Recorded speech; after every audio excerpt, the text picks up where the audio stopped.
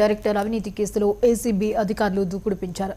శివబాలకృష్ణను అవినీతి నిరోధక శాఖ అధికారులు కస్టడీలోకి తీసుకున్నారు. ఇక ఆయన రిమాండ్ రిపోర్టులో కీలక అంశాలు ఉన్నాయి. లేఅవుట్ అనుమతుల కోసం భారీగా లంచాలు డిమాండ్ చేసినట్లు, విల్లాలను కూడా లంచంగా పొందినట్లు రిపోర్టులో తెలిపారు అధికారులు. బినామీల పేరుతో విల్లాలను రిజిస్ట్రేషన్ చేశారు. 2 ఏళ్ల క్రితమే శివబాలకృష్ణపై ఏసీబీకి ఫిర్యాదులు వచ్చినట్లు అధికారులు తెలిపారు. ఏసీబీ రేడార్లో బాలకృష్ణకు 30 మంది అధికారులు సహకరించారు. ఇక శివబాలకృష్ణ బ్యాంక్ లాకర్లు కూడా ఓపెన్ చేసేందుకు ఏసీబీ అధికారులు అన్ని ఏర్పాట్లు చేశారు.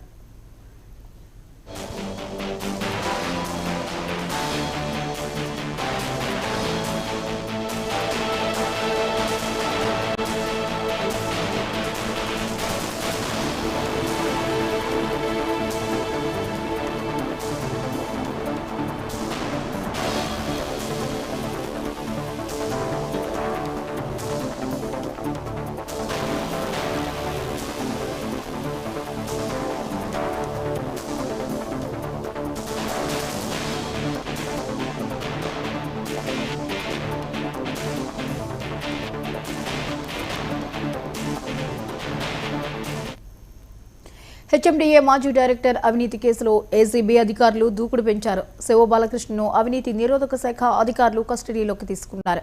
ఇక ఆయన రిమాండ్ రిపోర్టులో కీలక అంశాలు ఉన్నాయి. లేఅవుట్ అనుమతుల కోసం భారీగా లంచాలు డిమాండ్ చేసినట్లు, విల్లాలను కూడా లంచంగా పొందినట్లు రిపోర్టులో తెలిపారు అధికారులు. బినామీల పేరుతో విల్లాలను రిజిస్ట్రేషన్ చేశాడు. 2 ఏళ్ల క్రితమే శివబాలకృష్ణపై ఏసీబీకి ఫిర్యాదులు వచ్చినట్లు అధికారులు తెలిపారు. ఏసీబీ రేడార్లో బాలకృష్ణకు 30 మంది అధికారులు సహకరించారు. ఇక శివబాలకృష్ణ బ్యాంక్ లాకర్లు కూడా ఓపెన్ చేసేందుకు ఏసీబీ అధికారులు అన్ని ఏర్పాట్లు చేశారు. ఇక ఈ అంశంపై మరిన్ని అప్డేట్స్ ని గోపి అందిస్తారు. గోపి, చెప్పండి, శివబాలకృష్ణ విషయంలో ఇంకా ఎటువంటి కీలక ఆధారాలు దొరుకుతున్నాయి?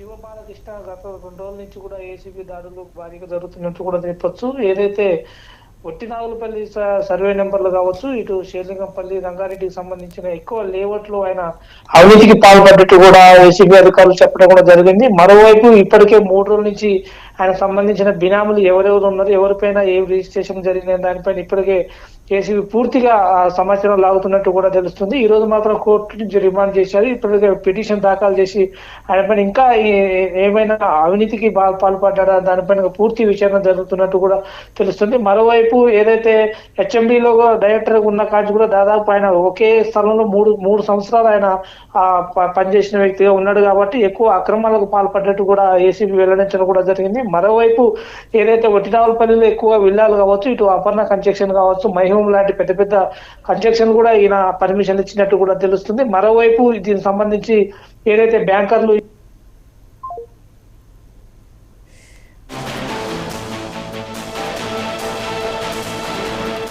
Right, thank you Gopi.